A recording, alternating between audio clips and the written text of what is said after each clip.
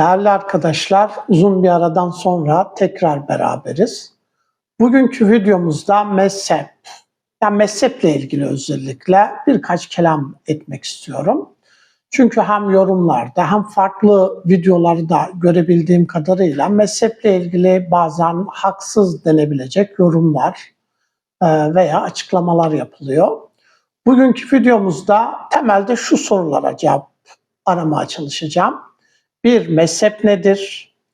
2. Mezhep din midir? 3. Mezhep bidat mıdır? Yani Hazreti Peygamber ve sahabe döneminde mezhep yok ise, sonradan bu mezhepler ortaya çıkmışsa bunlar bidat mıdır? Mezhep ilahi bir şey mi, beşeri bir hukuk sistemi midir? İslam tamamlanmışsa mezheplere ne gerek vardır? Mezhep ihtilafları veya genel itibariyle ihtilaf kötü bir şey midir?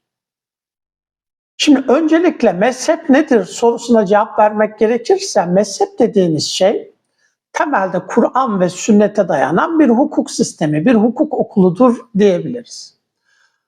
Hukukla ilgili temelde 250-300 civarında ayet söz konusu, 500 ve 1000 arasında da hadis ve rivayet söz konusudur. 250 ayet, 1000 civarında hadisle bir hukuk okulu inşa etmek, yani bir devlet için, bir imparatorluk için yetecek anlamda hukuk normu ortaya koymak, hüküm ortaya koymak pek mümkün değildir. Onun için ne Kur'an bize yeterlidir, ne sünnet bize yeterlidir. Yani yeterli değildir anlamında bu önermeleri kullanırken kastettiğim şu: elbette dinin temel esasları kitap ve sünnette mevcuttur. Fakat bir hukuk sistemi diyebileceğimiz, bir devleti idare edebilme anlamındaki normlar, hükümler bağlamında baktığımız zaman ne Kur'an bize yeterlidir, ne sünnet yeterlidir. Bundan ötürü Cüveyni, fıkıhta tespit edilen hükümlerin %1'i dahi kitap ve sünnette mevcut değildir der. Yani hukuk için gerekli olan hükümler, normlar, bunlar ciddi içtihat sonucunda ortaya çıkar. Hazreti Peygamber ve sahabe dönemine baktığımız zaman genel olarak işte kitap ve sünnet mevcut idi. Bunlar tabii ki bir hukuk sistemi için yeterli değildi. Mezhep dediğimiz şey ki Hicri 2. asrın ortalarında artık ortaya çıkar diyelim. Ebu Hanife, Şafii, Malik, Ahmet bin Hanbel gibi kurucu imamların çaba ve gayretleriyle bir sistem ortaya çıkar. Şimdi bu sistemin tam ne olduğunu anlamamız gerekir. Yani kitap ve sünnette elbette belli hükümler vardır, fakat bu hükümler yeterli değildir. Siz bu sınırlı olan hükümlerden hareketle bir hukuk sistemi ortaya koyabilmeniz için, kendi içinde tutarlı, devletler içinde yeterli anlamda bir hükümler kümesini ortaya koyabilmeniz için ciddi içtihat faaliyetinde bulunmanız gerekir, ciddi imal fikirde bulunmanız gerekir. Hicri 2. asrın ortalarında yaşayan, yani Hicri 2. asrın ortalarında vefat eden Ebu Hanife'nin hayatına baktığımız zaman işte 1. asrın son çeyreğinde doğmuş, Hicri 2. asrın ortalarında 150 yılında vefat eden Ebu Hanife'ye baktığımız zaman ilk defa bir devlet için yeterli olacak, bir hukuk sistemi için yeterli olacak bütün alanlarda hükümler vazetmiş, hükümler ortaya koymuş veya daha teknik tabirle hükümler keşfetmiştir diyebiliriz. Yani kurucu imam dediğimiz insan aslında kendisi doğrudan bir mezhebi ortaya koyma adına bu imali fikirde, bu içtihatlarda bulunmaz. Onun temel amacı Kur'an ve sünnete temelde dayanan bir hukuk sistemi ortaya koymak. Ama bu hukuk sistemi ortaya konulunca büyük oranda beşeri diyebileceğimiz, içtihadi diyebileceğimiz, zanni diyebileceğimiz bir alana tekabül eder. Yani bir hukukçu, büyük bir hukukçu, kurucu bir müştehit diyelim, Kur'an sünnette yer alan o sınırlı %1 hükümden hareketle, dinin temel mantığından hareketle, işte canı koruma, malı koruma, dini koruma, aklı koruma gibi böyle temel ilkelerden hareketle bir hukuk sistemi ortaya koyar. İşte bu hukuk sistemi kendisinden sonra kendisine intisap eden ulemanın varlığı, yine o birikimden hareketle muhtasar metinlerin oluşu, Sonra bu temel birikimi bir anlamda nas kabul ederek buradan hareketle tahriç faaliyetinde bulunma gibi faaliyetler ortaya çıkınca mezhep dediğimiz olgu da ortaya çıkar. Yani mezhep dediğimiz şey, kısaca ifade etmek gerekirse, temelde dini olan kitap ve sünnetin beşeri yani insan faaliyeti sonucunda bir hukuk sistemi olarak, bir hukuk birikimi olarak kendi içinde tutarlı bir sistemin veya bir bilgi faaliyetinin sonucu olarak ortaya çıkar. Mezhep din midir? Yani mezhep din midir sorusu biraz problemli bir soru olabilir. Yani dini bir şey mi? Yani temelde kitap sünnete dayanan bir hukuk sistemidir. Evet, bu anlamda öyledir. Fakat mezhepte yer alan hükümler doğrudan kitap ve sünnette yer alan, yani kitap ve sünnette delaleti, yani hükme delaleti kat'i olan deliller vasıtasıyla ortaya çıkan bir hukuk sistemi değil. Mezhep dediğimiz birikim büyük oranda içtihada dayanır. Bir hukukçunun, yani insan olan bir hukukçunun kendi yaşadığı coğrafyada, kendi yaşadığı dönemde hukuki anlamda ihtiyaç duyulan, toplum maslahatını ön plana çıkaran bir hukuk sistemini, bir hükümler kümesini ortaya çıkarmasıdır, ortaya koymasıdır diyebiliriz. Mezhep bidat mıdır? Yani Hazreti Peygamber ve sahabe döneminde mezhep olmadığı için bu bahsettiğim anlamda, yoksa görüş anlamında veya içtihat anlamında elbette Hazreti Peygamber döneminde dahi içtihat var idi. Fakat bu anlamda kendi içinde sistematik olan, bütüncül olan, tutarlı olan bir hukuk sistemi bağlamında mezhep kavramını kullanıyorsak Hazreti Peygamber ve sahabe döneminde mevcut değildi. Sonradan bunun ortaya çıkması bir eksiklik değil, hukuki faaliyetlerin tekamüle ulaşması, gelişmesi anlamında önemli bir gelişmedir. Yani siz Hazreti Peygamber ve sahabe döneminde dağınık olan o hükümler kümesinden bir hukuk sistemi inşa etmeniz, kendi içinde tutarlı ve bütüncül olan ve bir devlet için yeterli olan bir hukuk sistemine, yani bir hukuk okulunu ortaya koymanız ciddi bir gelişim, bir aşama göstergesidir. Yani bunu olumsuz bir olgu olarak, olumsuz bir faaliyet olarak değil, hukuki bir gelişme olarak ele almamız gerekmektedir. Bazıları şu soruyu sorabiliyorlar. El yevm ekmeltu lekum dinekum şeklinde bir ayet söz konusu. Yani din dediğimiz, İslam dediğimiz şey artık tamamlanmıştır. Tamamlandığına göre mezheplere ne gerek vardır? Din tamamlanmıştır, İslam tamamlanmıştır önermesinden kastedilen şey, yani bir insan için gerekli olan temel hükümler, bir insanın Müslüman olarak yaşaması için, erdemli, iyi biri olabilmesi için gerekli temel hükümler mevcut anlamındadır. Yoksa her hükmün bizzat Kur'an'da mevcut olduğunu veya her hükmün bizzat sünnette mevcut olduğunu iddia etmemiz pek mümkün değildir. Zira kitap ve sünnet, yani hadis malzemesi önümüzde. Bunlardan hareketle, sadece bunlardan hareketle bir devlet için yeterli olacak hukuki prensipleri veya hükümler kümesini ortaya koymak ihtimal dahilinde değildir. Bundan ötürü devamlı içtihada, devamlı hukuki faaliyetlere ihtiyaç duyulmuş ve bu kıyamete kadar da devam edecektir. Yani Hazreti Peygamber dönemindeki hükümler bir sonraki asır için yeterli değildir.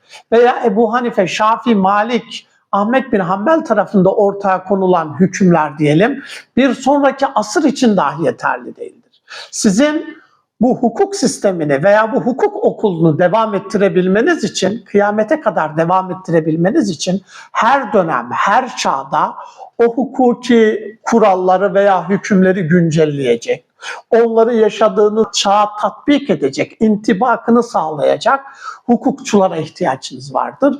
Dolayısıyla kıyamete kadar müştehitlerin içtihat faaliyetinin bitmemesi gerekir. Bunu iyi anlamanız için Şafii'nin bir sözüne atıfta bulunmak istiyorum. Şafii, Leys bin Sa'd'la karşılaşmamış olsa dahi onu görmediği için hayıflanan bir hukukçudur. Leys bin Sa'd'la kendisine 10 yıl kadar öğrencilik yaptığı İmam Malik'i mukayese eder. Leys bin Sa'd'ın İmam Malik'ten daha büyük fakih olduğunu söyler. Fakat Leys'in birikimini kendisinden sonra öğrencileri güncelleyip devam ettiremedikleri için Leys'in ortaya koyduğu fıkhi birikimin bir anlamda mezhebe dönüşmediğini ve devam etmediğini söyler. Yani ne kadar büyük bir hukukçu olursanız olun, sizden sonra büyük öğrenciler gelerek onu bir sistem haline dönüştürmeden, sistematik, bütüncül bir hale dönüştürüp gerekçelendirmeden, her dönem, her çağ tatbik edilecek tarzda içtihat faaliyetinde bulunmadığından o mezhebin veya o birikimin bir mezhep olarak devam etmesi pek mümkün değildir. Zira biz her ne kadar 4 mezhepten veya günümüzde Caferi mezhebinden, işte Zeydiye ve Zahiri mezhebinden edebilsek de, İbaziye mezhebinden bahsediyor olsak da bu mezhepleri bir anlamda devam ettiren, her dönemde, her çağda bunu devam ettiren hukukçuların, alimlerin, müştehitlerin olduğu anlamına gelir. Zaten müştehitler, büyük hukukçular her çağ bu birikimi tatbik ederek uygulamazlarsa Süfyan Sevri'nin mezhebi gibi, Evzai'nin mezhebi gibi, İbn-i Ebi Leyla'nın, İbn-i Şubrume gibi daha büyük diyebileceğimiz, kendi döneminin büyük müştehitleri diyebileceğimiz alimlerin birikimleri gibi bunlar ya bir mezhebe dönüşmeyecek veya bir mezhebe dönüştükten sonra belli bir zaman sonra akamete uğrayacak, son bulacak. Dolayısıyla mezhep dediğimiz şey büyük oranda beşeri bir olgu olmakla beraber kitap ve sünnete dayanma anlamında dini bir hukuk sistemidir. Bunların devam edebilmesi için ciddi bir içtihat faaliyetine, hukuk faaliyetine ihtiyaç vardır. Günümüzde mezheplerin artık temel ihtiyaçlarımızı karşılamamasının temel gerekçesi nedir? Özellikle sömürgeyle beraber, sistemin değişmesiyle beraber dünyadaki devletlere baktığımız zaman İslam hukukuyla yönetilen devletler ya hiç yoktur, varsa da nispi olarak İslam hukukuyla yönetilmektedirler. Şimdi büyük oranda 100-150 yıldır mezhep dediğimiz, İslam hukuku dediğimiz bu sistem, bu hukuki hükümler diyelim, bu hükümler kabaca güncellenmediği için, uygulamada mevcut olmadığı için zaman zaman 2-3 asır evvel, 1000 asır evvel veya 500 asır evvelki bir hükmü ya günümüzde olduğu gibi tatbik etmeye çalıştığımız zaman problemler çıkmakta. Nitekim IŞİD, El-Kaide gibi örgütler bunlar 1000 yıl evvel, 1500 yıl evvelki hükümleri olabildiğince literal şekilde günümüze tatbik ettikleri için ciddi sıkıntılar söz konusu olmaktadır. Yoksa biz bu hükümleri devamlı güncelleyerek, topluma, insanlara, yaşadığımız çağa tatbik ederek, İslam hukukunun temel ilkelerini dikkate alarak bu hükümleri güncellediğimiz zaman bunların kıyamete kadar devam edeceğini söyleyebiliriz.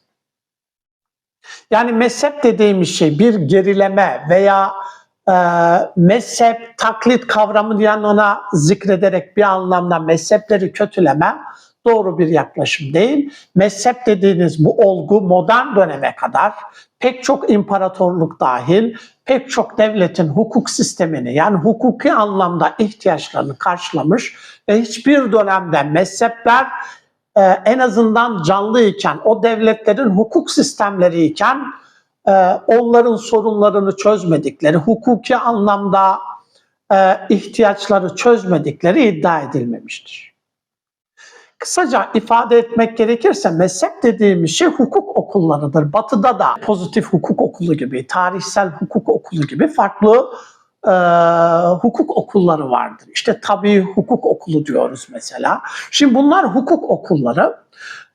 Mezhep dediğimiz şey de büyük oranda belki de hukuk felsefesi bağlamında bu kadar büyük ayrımlar olarak ele alınmasa dahi İslam hukuku içindeki hukuk okullarıdır.